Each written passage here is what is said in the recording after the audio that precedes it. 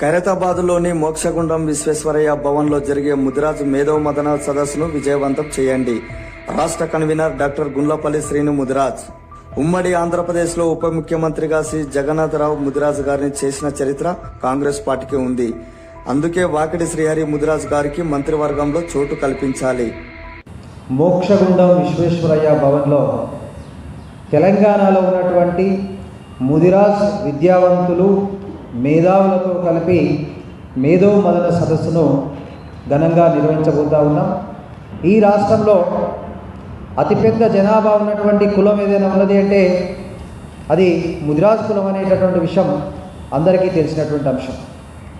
ఈ యొక్క ఉమ్మడి ఆంధ్రప్రదేశ్ రాష్ట్రం ఏర్పడిన దగ్గర నుండి లేదా తెలంగాణ రాష్ట్రం ఏర్పడిన దగ్గర నుండి కూడా ఈ యొక్క ప్రభుత్వంలో ఈ యొక్క క్యాబినెట్లో ముదిరాజులు లేనటువంటి క్యాబినెట్ అనేది లేదు. గతంలో చూసుకుంటే సి జగన్నాథరావు గారు అనేటటువంటి ఒక ముదిరాజు గారు ఈ యొక్క రాష్ట్రానికి ఉప ముఖ్యమంత్రిగా చేయటం కూడా జరిగింది. ముఖ్యంగా ఉప ముఖ్యమంత్రిగా చేసినటువంటి ఘనత కూడా కాంగ్రెస్ పార్టీకే దక్కింది. ఇప్పుడు తెలంగాణ రాష్ట్రం ఏర్పడిన తర్వాత కూడా ఈటెల రాజేందర్ గారు 2 ప్రభుత్వాలలో కూడా క్యాబినెట్లలో మంత్రిగా పనిచేయడం జరిగింది. ఇప్పుడు ఈ యొక్క 2023 ఎన్నికల్లో కాంగ్రెస్ పార్టీ నుండి ఒకే ఒక సోదరుడు ముదిరాజు బిడ్డ మక్తల్ నుంచి గెలవడం జరిగింది. వాకిటి శ్రీహరి ముదిరాజు గారు మక్తల్ నుంచి గెలవడం జరిగింది. వారిని ఈ యొక్క క్యాబినెట్లో వచ్చేటటువంటి 6 క్యాబినెట్ పోస్టులలో ఖచ్చితంగా అతిపెద్ద కులమైనటువంటి ముదిరాజ్ సామాజిక వర్గానికి ఒక క్యాబినెట్ మంత్రి పదవి ఇవ్వాలని కూడా ఈ యొక్క సదస్సు అనేది ఏకగ్రీవంగా తీర్మానం చేసి రాష్ట్ర ముఖ్యమంత్రి వారికి, కాంగ్రెస్ ప్రభుత్వానికి, కాంగ్రెస్ అధిష్టానానికి కూడా మేము విజ్ఞప్తి చేస్తూ ఉన్నాం. తెలంగాణ రాష్ట్ర ముదిరాజ్ మహాసభ బీఆర్ఎస్ పార్టీకి మద్దతు పలికినప్పటికీ కాంగ్రెస్ పార్టీ ముదిరాజులకు 3 సీట్లు కేటాయించడం, ముదిరాజులను బీసీడీ నుండి బీసీఏలోకి మారుస్తామని మేనిఫెస్టోలో పెట్టడం వల్ల ముదిరాజులు కాంగ్రెస్ పార్టీకి ఓటు వేసి గెలిపించారు.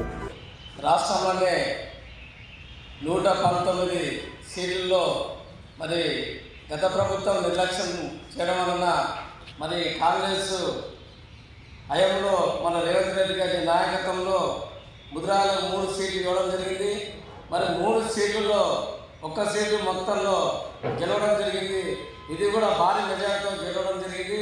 మరి దాంతో పాటు మా సంఘాలని మమ్మల్ని గుర్తించినందుకు కాంగ్రెస్ పార్టీకి, కాంగ్రెస్ అధ్యక్షునికి కూడా ధన్యవాదాలు తెలియజేస్తున్నాను ఈ సందర్భంగా. మరి దానితో పాటు రాష్ట్రంలో ఒకే ఒక ముదిరాజు బిడ్డ వాకిటి శ్రీహరి గెలిచింది కాబట్టి ఆయనకు కూడా మంత్రివర్గంలో స్థానం కల్పిస్తారనే సంపూర్ణమైన నమ్మకం మా జాతికి ఉంది. కాబట్టి ఖచ్చితంగా మాకు ఆ కోరిక నెరవేర్చామని చెప్పి రేవంత్ రెడ్డి గారిని కోరుతున్నాము.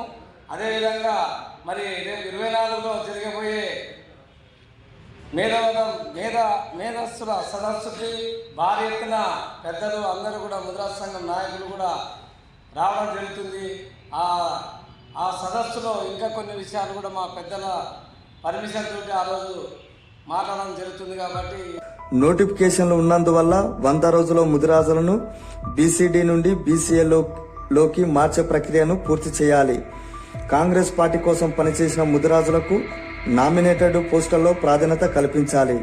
ఈ కార్యక్రమంలో కో కన్వీనర్ అల్లుడు జగన్ ముదిరాజ్, నారంపేట జిల్లా మత్స్యశాఖ అధ్యక్షుడు కోల వెంకటేష్, ముదిరాజ్ యువత నాయకులు రంజిత్, రొయ్యల కృష్ణమూర్తి, సాంబరాజ్, నిశాంత్, శ్రీనివాస్ ముదిరాజులు పాల్గొన్నారు. భవిష్యత్తులో కూడా ఇంకా ఈ బిడ్డలు ముందుకెళ్ళాలి. పార్లమెంటు వరకు, రాజ్యసభ సభ్యుని వరకు కూడా ఈ బిడ్డలు వెళ్ళాలని చెప్పి ఈ యొక్క సభ వారికి మనస్ఫూర్తిగా వారిని ఆకాంక్షిస్తున్నది.